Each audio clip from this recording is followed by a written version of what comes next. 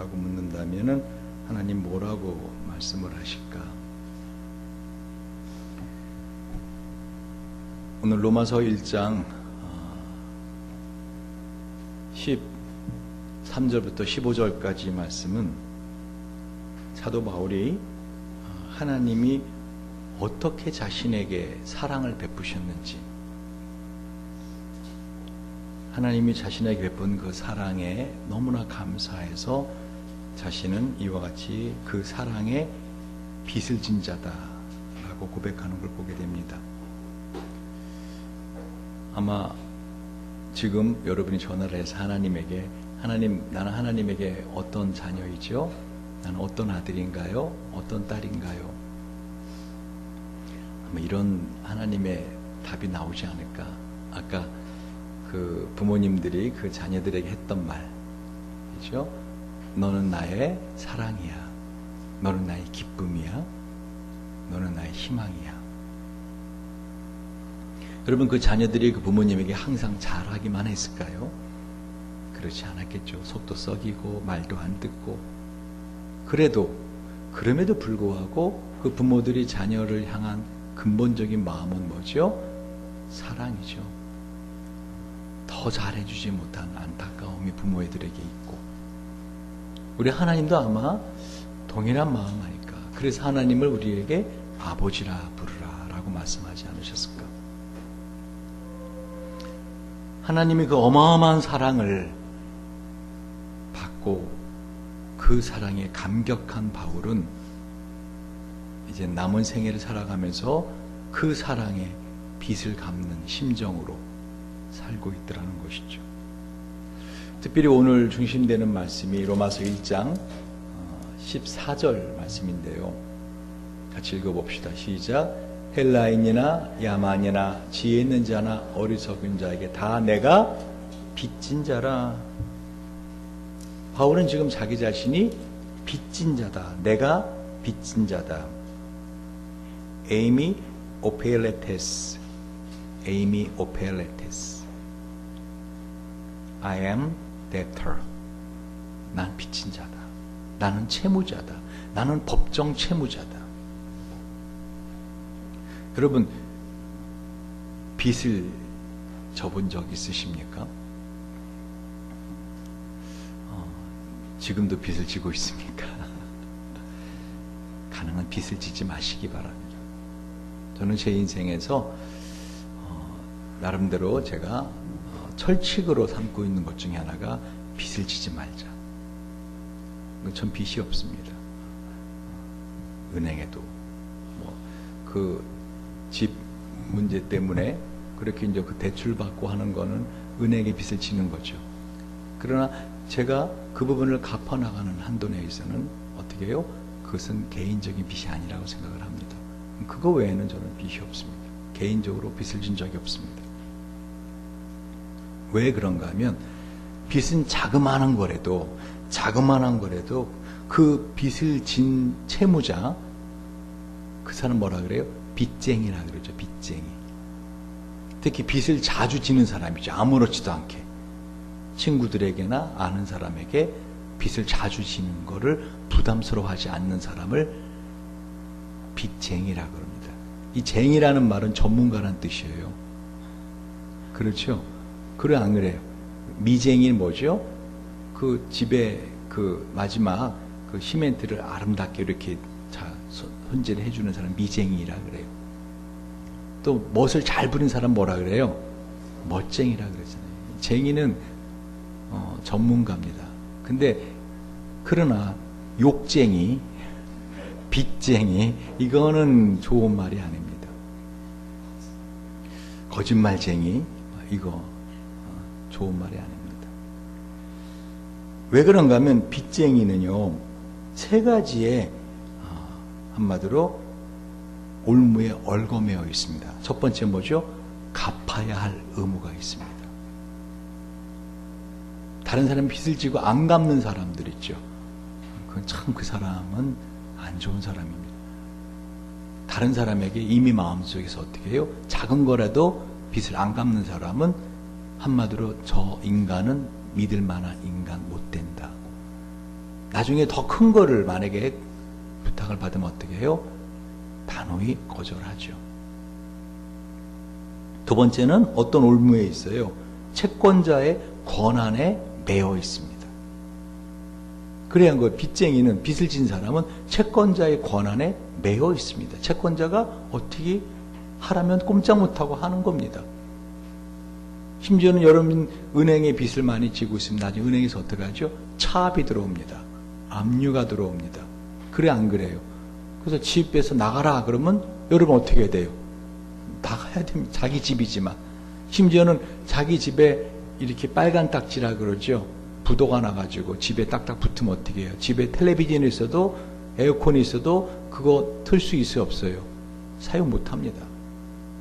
왜? 그 모든 것은 채권자의 권한 안에 있기 때문에. 세 번째는요, 갚아도 보상이 없어요. 내가 빚을 졌는데 내가 빚을 갚잖아요. 갚아도 빚 갚았다고 보상이 없어요. 당연히 갚아야 될 거니까. 그래 안 그래요? 지금 사도 바울은 자기 자신을 빚쟁이라고, 빚진 자.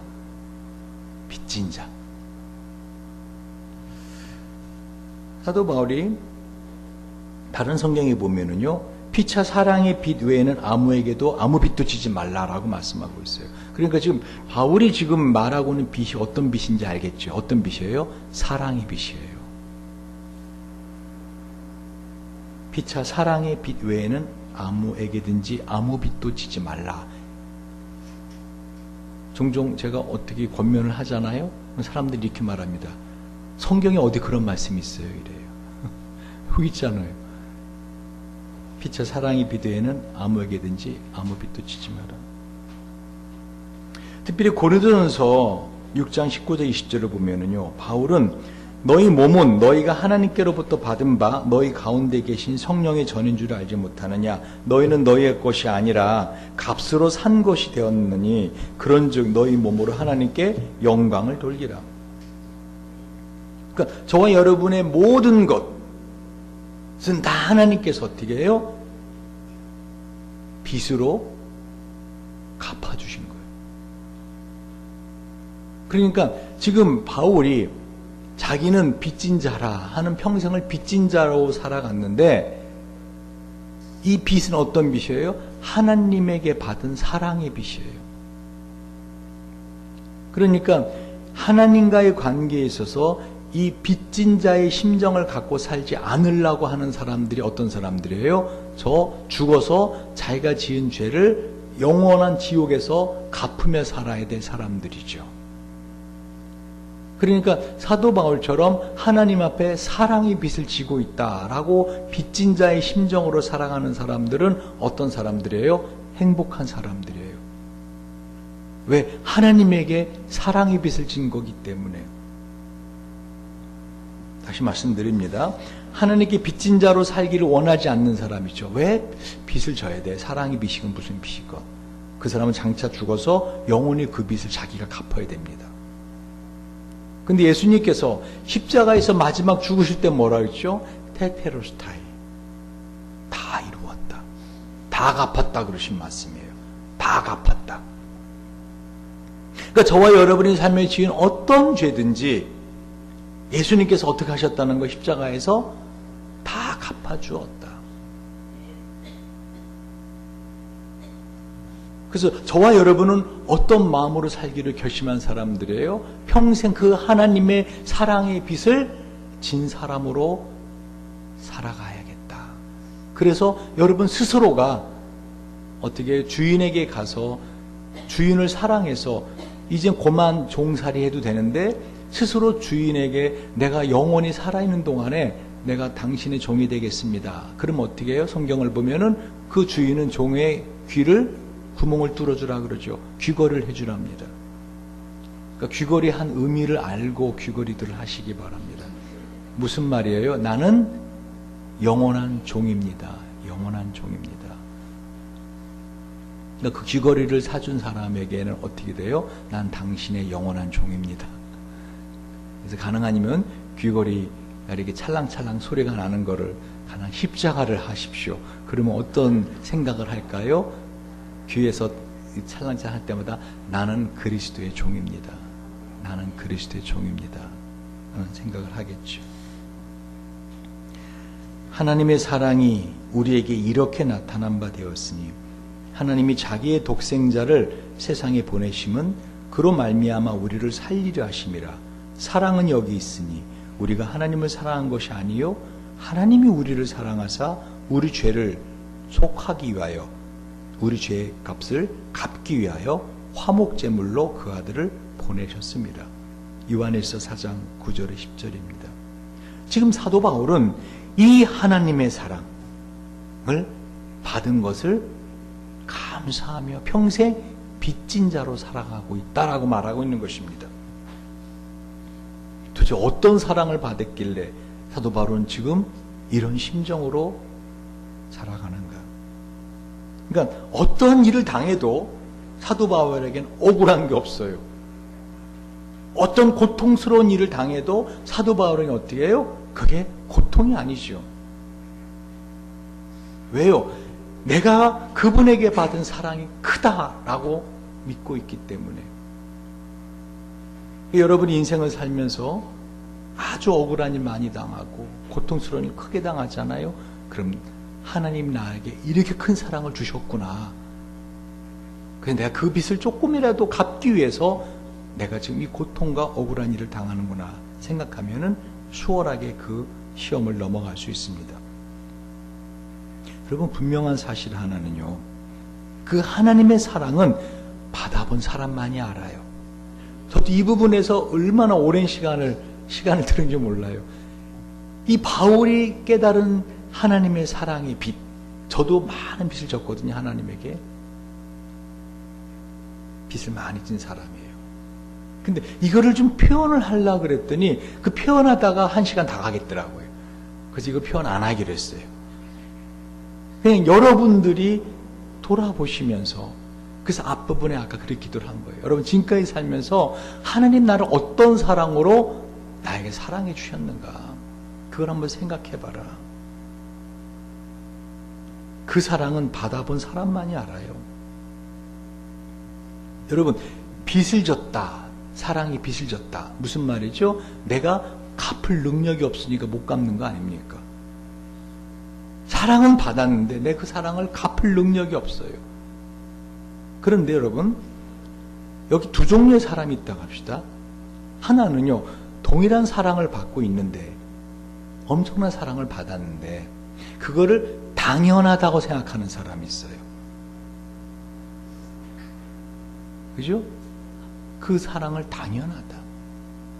부모니까, 뭐 남편이니까, 아내니까, 친구니까 그 빚을 줬는데 그거를 당연하다고 생각하는 사람에게는 그 사랑의 빚이 무거울까요? 무겁지 않을까요?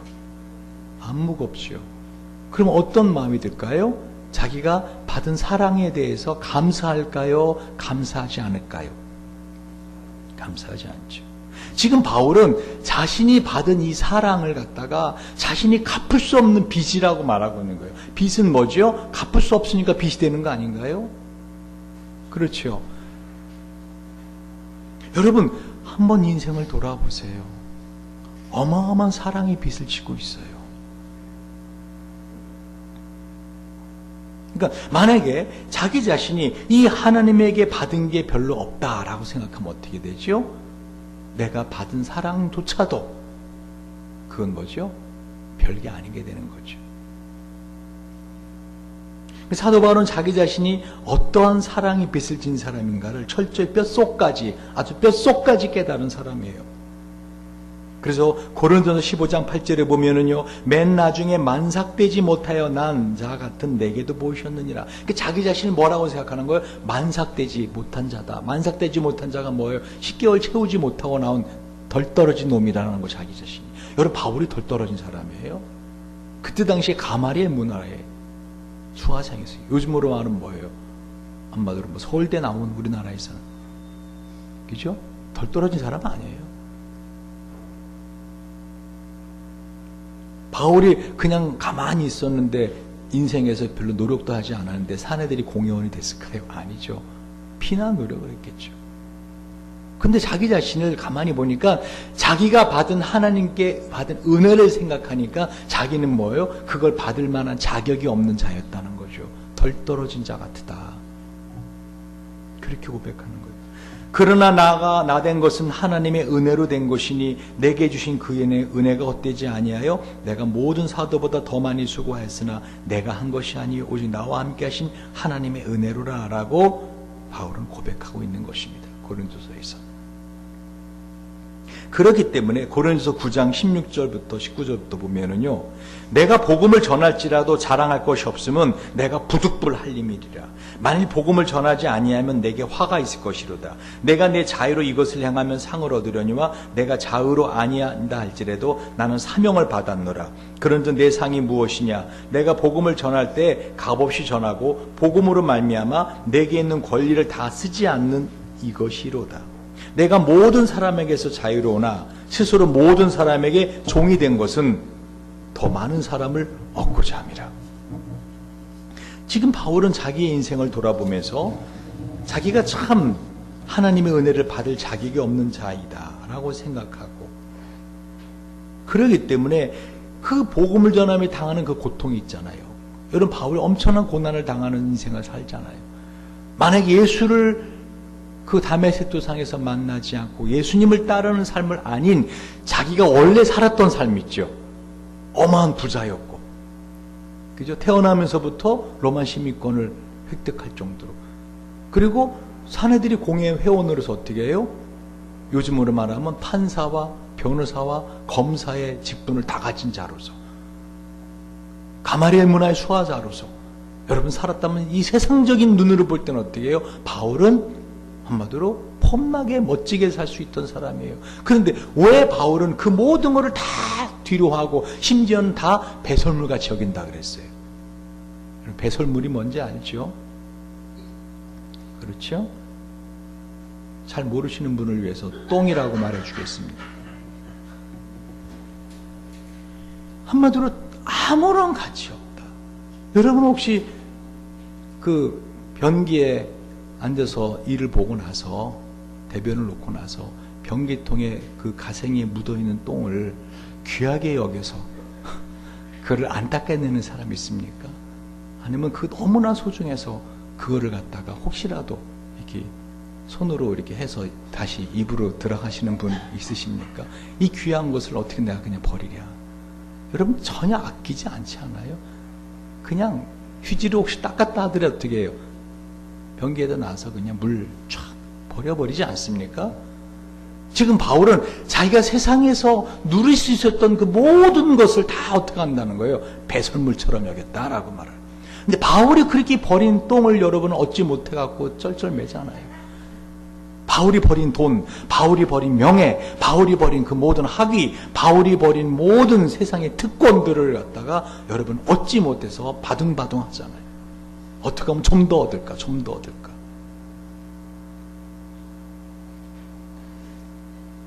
지금 바울은 자기 인생을 돌아보면서 한마디로 자기는 하나님의 사랑에 빚진 자다. 그 빚을 갚기 위해서는 자기가 가진 모든 걸 다 버려도 전혀 아깝지 않다. 마치 배설물같이 아깝지 않다.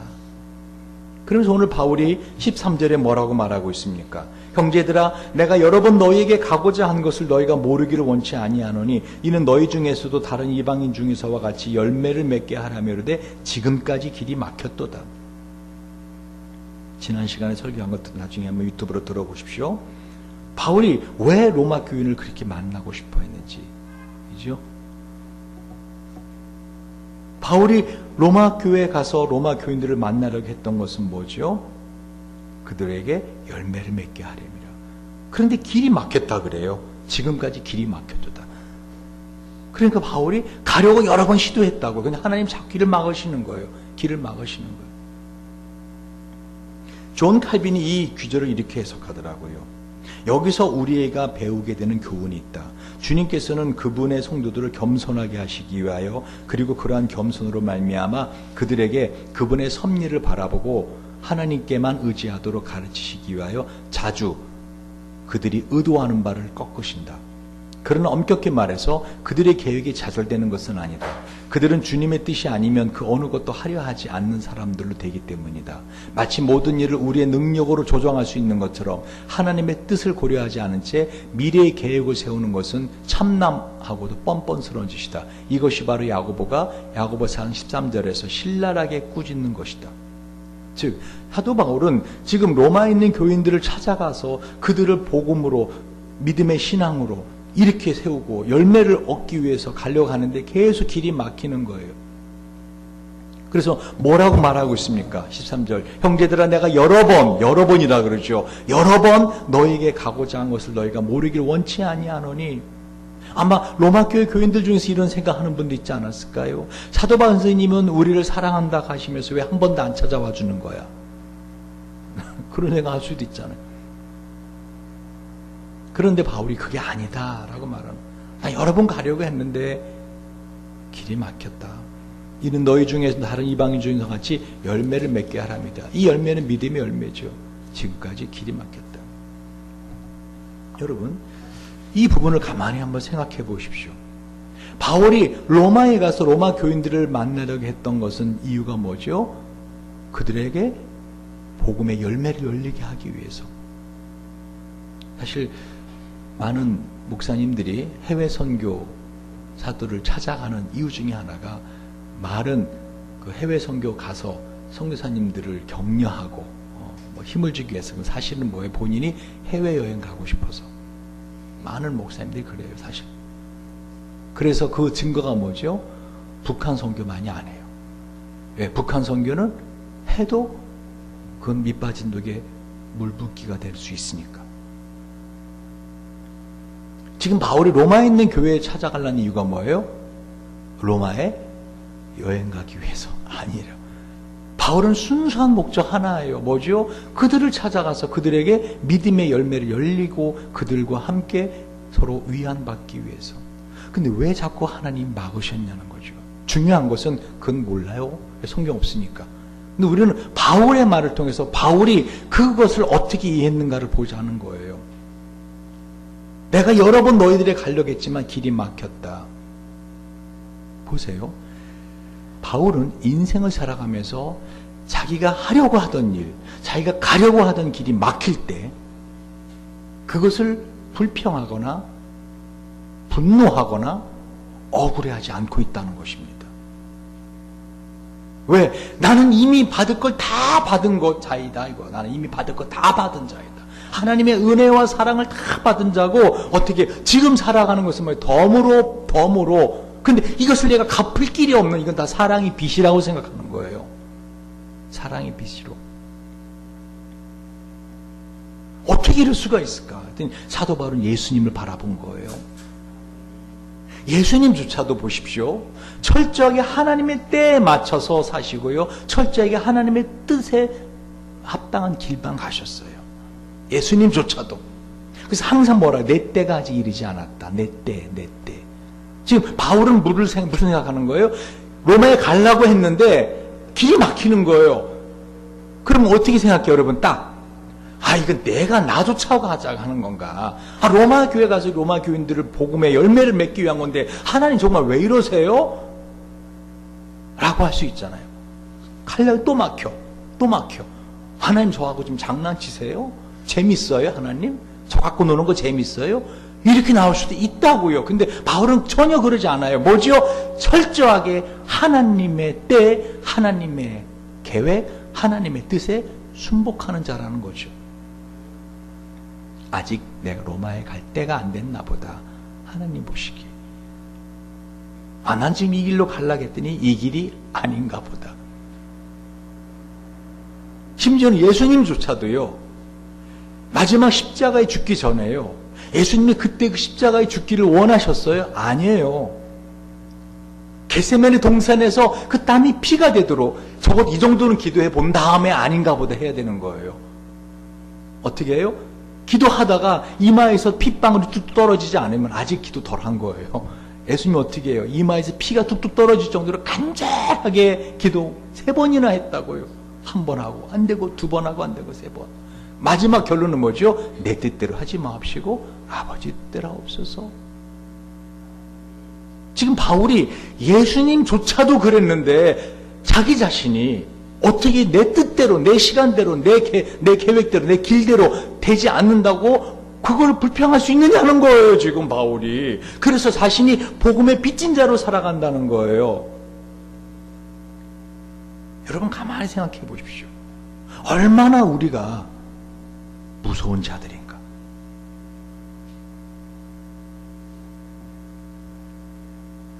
곧 말로는 하나님, 나의 주님이라고 말을 하는데 사실 그 마음속 깊은 곳에선 뭐 있어요? 내가 하나님의 상전이 되겠다는 거죠.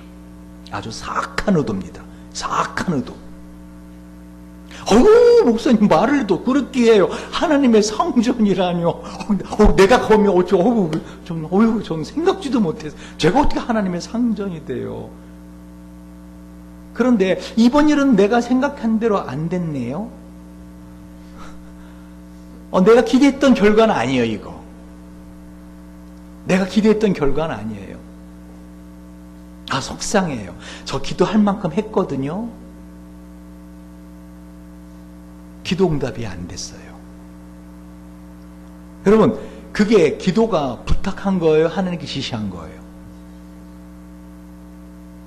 부탁하는 자는 어떤 마음인지 아세요? 예를 들면 만약에 여러분이 저한테 뭘 부탁을 해요. 이제 부탁을 해요.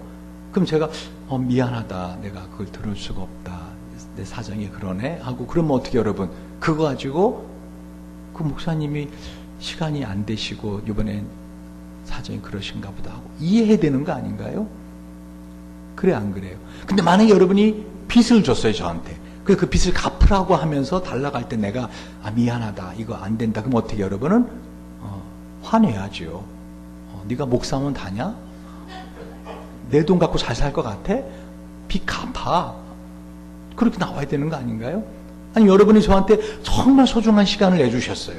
제가 그걸 알아요. 그때 목사님 저도 그때 그만큼 어려운 시간에서 목사님 시간을 내드렸다고. 목사님 시간 내주세요. 그럼 저 어떻게 해요? 빚진 자예요. 그때는 해야 돼요. 그래 안 그래요? 그게 부탁이라고. 참 그게 지시라고요. 근데 지금 바울은 뭐라고 말하는 거예요? 하나님께 기도하는 자로서 하나님의 사랑을 빚진 자로 살아간다는 거죠.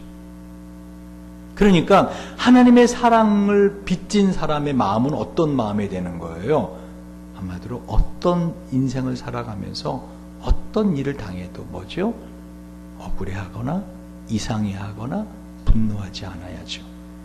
만약에 그렇지 않다면 내 마음에 어떤 마음이 있는 내가 하나님 상전이 돼서 한마디로 말만 기도지 뭐예요? 지시한 거죠.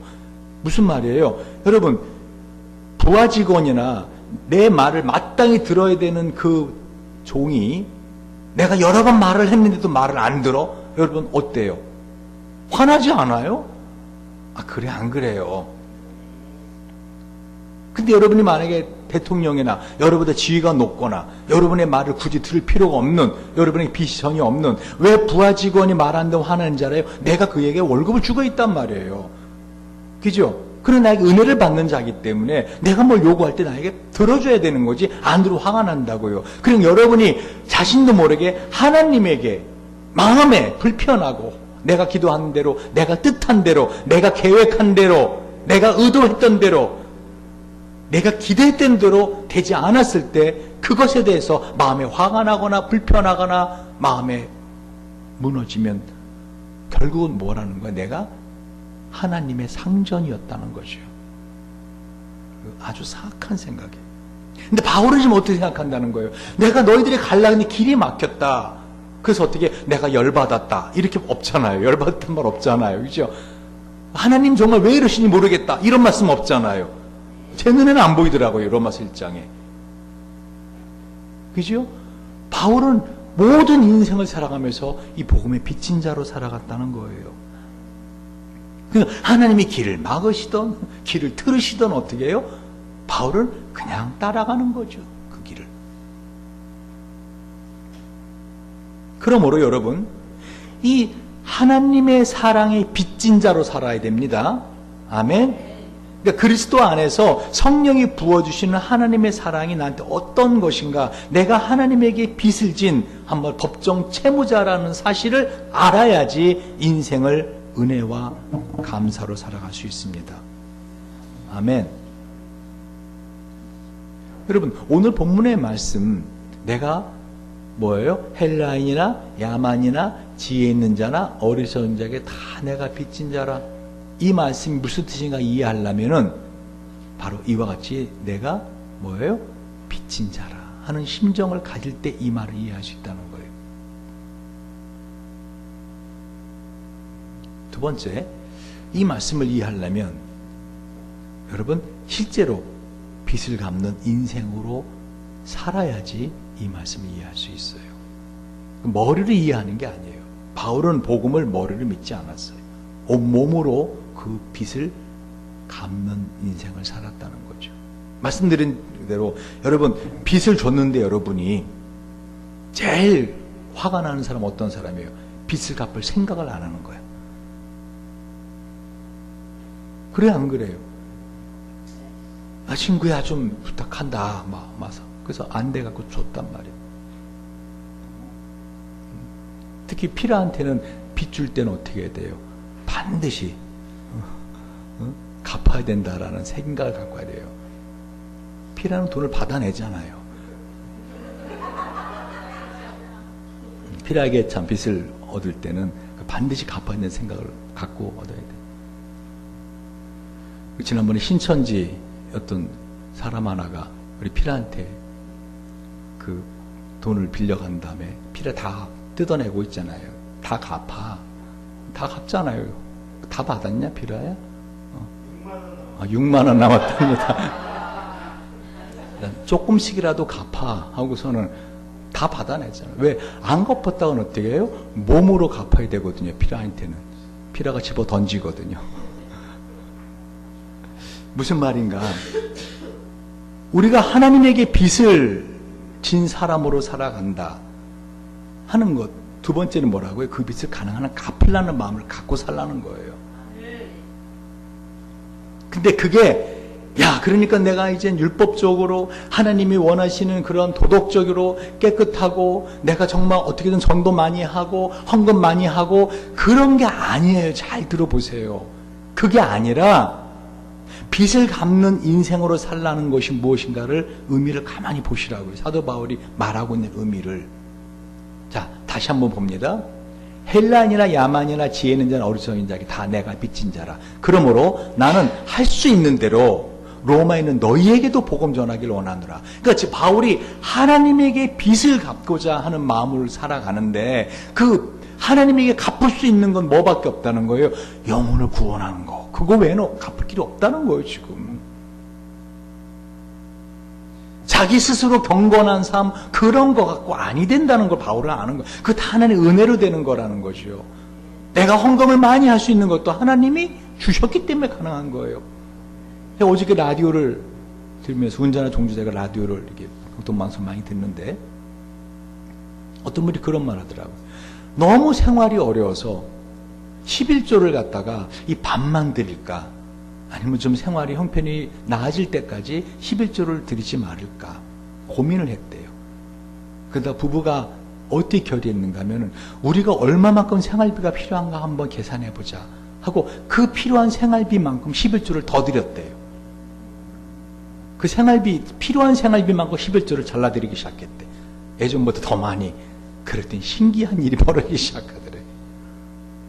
그래서 이분들이 그래? 그러면 한번 하나님을 실험하는 건 죄송하지만 그 기도원처럼 양털 기도처럼 정말 그런가 하고 이번에 어떻게 해요? 11조를 갖다 반토막을 내서 드렸대.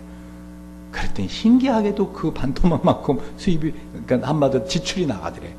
결국은 이분들이 결론이 뭐예요? 정직한 11조 드려야겠다. 저는 그걸 들으면서 참 순수하고 어린아이 같은 믿음이구나. 하나님에게 복 받을 만하다 하는 생각을 했어요.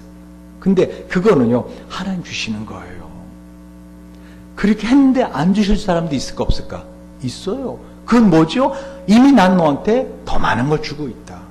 넌 이미 내가 많은 걸 주고 있다. 넌 나에게 사랑의 빚을 진짜라는 것을 알게 하려고. 왜 우리는요, 형편이 어려워지지 않고, 몸이 아프지 않고, 내가 사랑하는 것을 잃어버리지 않으면은요, 그 소중함을 모르는 사람들이거든요. 여러분, 건강이 소중하다는 건 언제 알아요? 잃어본 사람만이 알아요. 그래, 안 그래요? 왜 우리의 삶에서 소중한 걸 자꾸 잃게 만들어요? 하나님이 너는 나에게 사랑의 빚을 지고 사는 사람이야. 너는 행복한 사람이야. 하는 걸 알게 하기 위함이라고요. 근데 바울이 그럼 나는 어떻게 하면 좀 더 하나님의 이 사랑에 좀 갚을 수 있는, 응답하는, 왜? 하나님을 너무 사랑하니까. 방법은 하나밖에 없다는 거죠. 뭐죠? 헬라인이나 야만이나 지혜 있는 자나 어리석은 자에게 다 내게 빚진 자라. 지금 바울이 다른 자에게 빚진 게 아니라 하나님께 빚졌는데, 사람에게 만약에 빚졌다면 바로 헬라인이나 야만이나 지혜 있는 어리석은 자 다 내가 빚진 자라. 심지어는 15절에 너희들이 내가 빚졌다. 너희들에게도. 15절 뭐라 그래? 그러므로 나는 할 수 있는 대로 로마인 너희에게도 복음 전하기를 원하노라. 그러니까 지금 바울이 어떤 거에 빚을 졌다는 거예요? 하나님에게 사랑의 빚을 졌는데, 그 사랑의 빚을 갚고 싶은데, 왜? 하나님을 사랑하니까. 인생을 살아가면서 어떤 일이 있어도 불평하지 않고 다 감수해내는데, 그러나 한 가지 복음을 전하는 것으로 하나님의 사랑을 갚을 수 있겠구나. 여러분, 이건 사실입니다. 그럼 여러분 딱 이런 생각하죠. 드디어 우리 목사님 전도하라고 하시는구나. 우리가 전도 안 했더니 전도하라고 이제 슬슬 쪼여대기 시작하는구나. 아마 속으로 이럴 거예요. 분명히 다음 주에 사랑의 채무자 2 설교하실 거야. 우리가 전도할 때까지 사랑의 채무자 3 설교하실 거야. 이 본문 계속 설교하실 것 같다. 아니에요. 몰라요. 저도 할 수도 있어요. 사랑의 채무자 2, 3 나올 수도 있어요. 저도 아직은 몰라요. 아직 다음 주 설교 제가 마음에 두지 않았어요. 전 매주 그때그때 따라가는데 그렇지 않아요. 본문이 그걸 말씀하잖아요. 지금 바울은 빚진 자로 살아가고 있다. 이건 이해하셨죠? 그런데 두 번째로 어떻게 하면 빚을 갚을 수 있을까 할 때 하나님에게 빚을 갚는 방법은 다른 게 없더라는 거죠. 이걸 만약에 자기가 의롭게 살아가는 것으로 갚으려고 하는 자가 어떻게 되는 거예요? 바리새인이 되는 거라고요. 근데 바울은 갚을 수 있는 길이 하나가 뭐예요? 복음을 전하는 거예요. 복음을. 헬라인이나 야만이나 지혜 있는 자나 어리석은, 이게 무슨 말이에요? 바울에게는요, 한마디로 쉬운 말로 말하면 내 마음에 내가 좀 기뻐하는 자, 사랑하는 자나 내 마음에 안 들고 미워하는 자나 그거예요. 반대를 말하잖아요. 헬라인 그때 당시에 뭐예요? 아주 문명화된 사람이죠. 그래 안 그래요? 야만인 문명화되지 않은 사람이에요. 지혜 있는 자의 반대가 뭐예요? 어리석은 자. 그 지금 바울은 이 극단적인 반대를 말을 하면서 뭐를 말하고 있는 거예요? 지금 자신이 복음을 전하는 대상이 누구든지 상관하지 않겠다는 거예요. 여러분, 복음을 전하고 싶은 사람이 있고 복음을 전하고 싶지 않은 사람이 있는 거 아세요? 저도 죄송하지만요, 우리 교회 앞에 그 한 사람이 있어요. 교회 앞에. 어저께도 제가 그 사람한테 당했어요. 그래서 그 다음에 제 마음에 결심한 게, 저 사람한테는 복음을 전하지 않으리라 하다가 오늘 아침에 또 이 말씀 보고 또 전해야겠다. 아주 기분 나빠요, 그 사람. 아주 기분 나쁜 분이 한 분 있어요. 누구라고 말을 하지 않게. 우리 교회 앞에 참 많은 그게 있으니, 상점이 있으니까 다행이네. 어제도 제가 한번 아주 싫은 소리, 아주 저 딱 가면 벌써 이래요. 막 무슨 뭐 이건 사람이 아니라 무슨 뭐 아니 막 그냥 몹쓸 것 봤다는 표정으로 뭐 말도 안 해. 이래. 꺼지라는 거죠, 빨리. 내가 뭐 좀 그 선물 가져갔거든요. 교회 요번에 기념품 우산, 내가 그분 어떻게든 마음 좀 사보려고. 필요한데. 그래서 제가 마음에 다시는 내가 무당 아니에요. 그 새로운 점쟁이 저 그렇게 안 돼요. 목사님 하고 무슨 말인가 하면은요, 그런 자에게까지도 바로 그걸 말하는 거 지금. 헬라인이나 야만이나 지혜는 어리석은 자 뭐예요? 한마디로 어떤 사람은 내가 좀 복음 전해주고 싶은 사람 있죠, 여러분. 야, 저 사람 정말 천국 가야 돼. 어떤 사람은 저 사람 천국 올 거면 나 천국 안 가. 이런 사람이 있다고요. 그런데 그 자에게도 어떻게 해요? 복음을 전해주라는 거예요. 바울이 그걸 말하는 거예요. 그럼 나는 할 수 있는 대로 로마에 있는 너희에게도 복음 전하기를 원하노라. 고린도서 5장 13절에 뭐라고 말하는지 알아요? 만일 미쳤어도 하나님 위한 것이요 만일 정신이 온전하여도 너희를 위한 것이다. 사도행전 20장 24절에 내가 달려갈 길과 주 예수께 받은 사명 곧 하나님의 은혜의 복음을 증언하는 일을 마치려 하면은 나의 생명조차 조금도 귀한 것으로 여기지 아니하노라. 저희가 그리스도 일꾼이냐? 정신없는 말을 하거니 나도 더욱 그러하도다. 내가 수고를 넘치도록 하고 옥에 갇히기도 더 많이 하고 매도 수없이 맞고 여러 번 죽을 뻔하였으니 유대인들에게 40에 하나 감한 매를 5번 맞으시며 3번 태장으로 맞고 1번 돌로 맞고 3번 파산하는 일주야를 기쁨에서 지냈으며 여러 번 여행에 강의 위험과 강도 위험과 동족의 위험과 이방인의 위험과 신의 위험과 광야 위험과 바다 위험과 거짓 형제 중에 위험을 당하고 또 수고하며 애쓰고 여러 번 자지 못하고 줄이며 목마르고 여러 번 굶고 춥고 헐벗었노라. 이외의 일은 고사하고 오히려 날마다 내 속에 눌리는 일이 있으니 곧 모든 교회를 위하여 염려하는 것이라. 누가 약하면 내가 약하지 아니하며 누가 실족하게 되면 내가 애타하지 않더냐. 내가 부득불 자랑할진대 나의 약한 것을 자랑하리라. 여러분, 바울은 지금 하느님의 이 사랑의 빛에 채무자로 살아간다 라는 마음을 갖고 있는데 어떻게 하면 이 사랑의 빛을 좀 갚을 수 있을까? 왜 그런 마음이 없는 사람이 문제라 그랬잖아요. 빚을 졌는데 빚을 갚으려고 하지 않는다고요. 둘 중에 하나죠. 뭐죠? 당연히 그분은 나한테 이런 거 줘야 돼. 여러분 그런 사람이 있으면 어때요? 빚을 줬는데 갚을 생각을 안 해. 그리고 뭐라 해요? 넌 당연히 너 많이 있으니까 나한테 주는 거 당연한 거 아니야? 그 빚 왜 받을 생각해? 만약에 여러분 이런 사람이 있으면 여러분 뭐라고 말해요? 그런 사람 보통 뭐라고 말해요? 왕싸가지라 그러잖아요. 밥맛 그러죠. 그죠? 요즘은 그러대. 개 대박 싸가지라 그러대. 애들이 끝에 강조할 때 개자를 붙이더라고요. 여러분 하나님에게 그 많은 사랑을 받고 있지만 우리는 어떻게 해야 돼요? 당연한 거야 라고 생각하면 안 된다는 거예요. 나는 사랑의 빚을 진 채무자다 라는 바울 같은 그런 마음을 갖고 살아야지 인생을 살아가면서 어떤 어려운 일이 있건 어려움이 있어 고통이 있더라도 어떻게 해요? 그거를 불평하지 않고 믿음으로 이겨낼 수 있다는 거죠. 근데 그거 두 번째는 어떻게 하라는 거예요? 그것에 갚으려고 마음을 먹어야 된다는 거예요. 할렐루야. 근데 그 갚는 방법은 뭐밖에 없다는 거예요? 영혼을 구원하는 일밖에 없다라는 거예요. 다른 것으로 하려고 하는 것은 뭐예요? 그냥 감사해서 드리는 표현이죠. 그 사랑의 빚을 갚는 것은 영혼을 구원하는 것이다. 그래서 바울이 그 수많은 고통을 겪으면서도 그 복음을 전하는 전도자의 삶을 산 이유가 뭐예요? 그 빚을 갚으려고 몸부림을 치는 거예요. 나중에 아마 바울은 이렇게 말했을 거예요. 내가 사랑의 빚을 다 갚진 못했지만 그러나 내게 있는 모든 것을 다 드렸다. 아마 홀가분한 마음으로 세상을 떠나갔을 거예요. 나중에 바울이 뭐라 그래요? 내가 마지막 날이 가까웠는데 내가 어떻게 관제의 부음이 되었다 그랬잖아요. 자기 인생을 갖다가 어떻게 제사 드리고 나서 마지막 붓는 이 포도주처럼 다 쏟아 부었다. 자신의 인생을 돌아보면서 다 쏟아 부었다. 여러분 정말 하나님 앞에 갈 때 이런 사도 바울의 후련함이 홀가분함이 시원함이 있으시길 주님 이름으로 축원드립니다. 내가 조금 더 할 수 있었는데 내가 조금 더 하나님께 드릴 수 있었는데 그런 마음이 아니라 뭐예요? 난 다 쏟아부었다. 다시 말씀드립니다. 여러분 하나님의 사랑의 빚을 지고 살지 않으려고 하는 사람은 하나님과 관계없는 자예요. 그 사람은 영원한 지옥에 가서 자기가 평생 지은 죄를 갚으며 살 사람들입니다.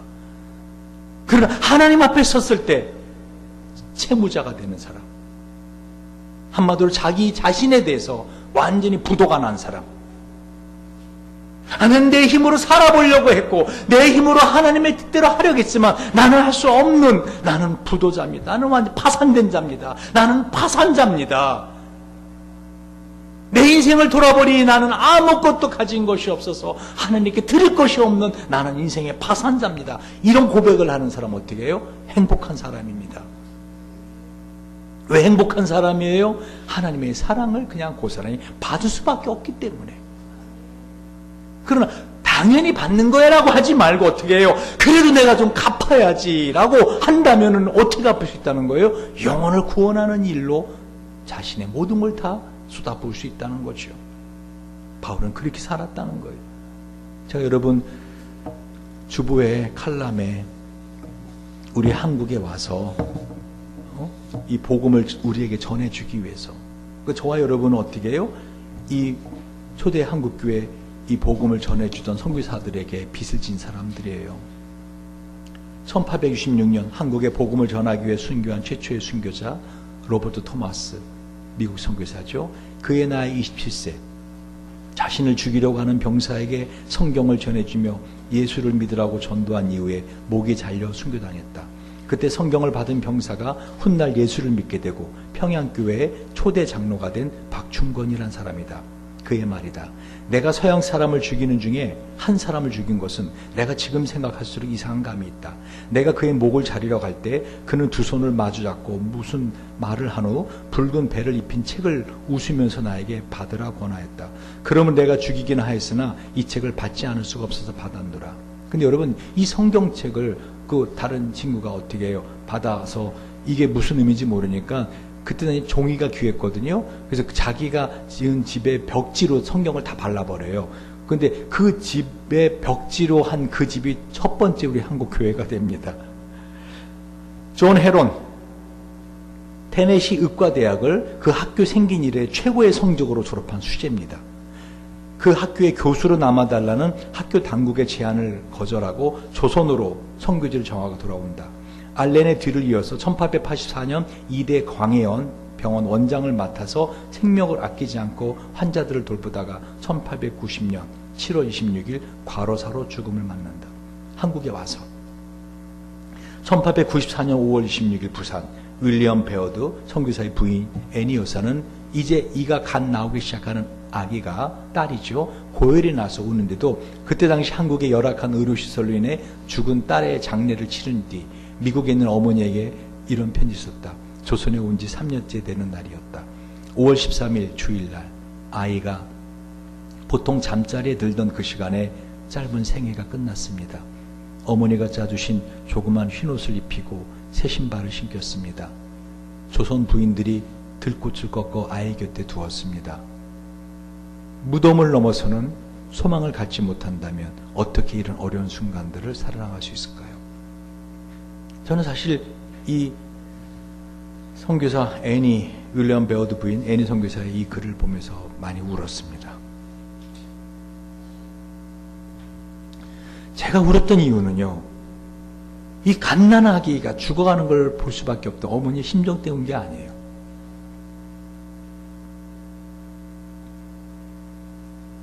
내 안에 언제부터인가 사그러져 가는 이 영혼에 대한 열정.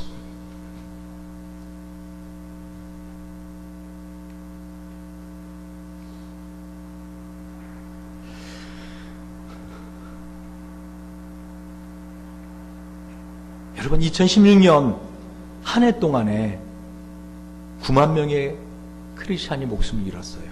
순교당했어요, 세계에. 지금 매 6분마다 한 명씩 예수를 믿는다는 이유로 순교당하고 있는 거 아십니까? 지난 10년간 약 90만 명의 사람들이, 예수 믿는 사람들이 세계에서 순교당했어요. 지금 기독교 역사 이래로 점점 순교자가 점점 많아지고 있습니다. 여러분, 이런 모든 것을 그냥 무심히 보지 마세요. 역사 이래로 지금 가장 많은 순교자들이 피를 흘리고 죽어갑니다. 이 숫자는요, 북한을 제외한 숫자입니다. 북한 얼마나 죽은지, 얼마나 하는지 알 수가 없어요. 통계가 알 수 없어요. 제가 정말 소원하고 원하는 건요, 여러분, 교인들이 많이 늘어나지가 않아서가 아닙니다. 예수님도 12명 목회하셨잖아요. 저는 여러분들 안에 정말 이 예수 그리스도로 인해서 살고 예수 그리스도의 사랑에 빚진 자로 살아가는 그 하나님의 사람들이 나오길 원한다는 거예요. 하나님의 사랑에 좀 한번 응답해 보려고 마음 먹기를 원하는 사람들이 나오길 원한다는 거예요. 여러분이 많이 억울한 일 당하고 고통스러운 일 당할 때 오히려 감사하고 하나님의 그 사랑의 빛을 생각하면 나는 이 정도는 감당할 수 있어요 라고 하는 사람들이 나오길 원한다는 거예요. 마지막으로 한 토리 목사님의 간증으로 말씀을 맺습니다. 토리 목사가 브라이튼이라는 곳에서 전도 목사님이신데요, 전도 집회하다가 그 집회 스태프들과 저녁 식사를 하게 되었습니다. 서빙하는 웨이터에게 전도하고 싶은 마음이 들었습니다.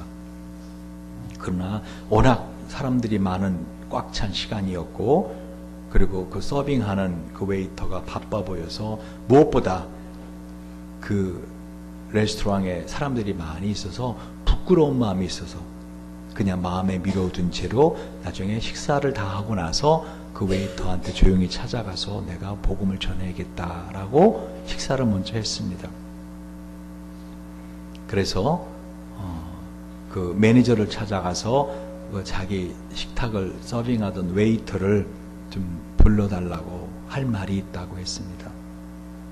그러자 그 매니저가 손님 이미 늦었습니다. 그 웨이터는 손님에게 봉사한 이후에 2층으로 올라가서 자살했습니다. 여러분, 때를 얻든지 못 얻든지 복음을 전하시기 바랍니다. 그게 하나님의 사랑에 응답하는 방법이에요. 응답하는 방법이라고요. 임마누엘 칸트가 You can do it. 너는 할 수 있다. Because you should do it. 왜냐하면 너는 해야 하기 때문이다. 기도하시겠습니다.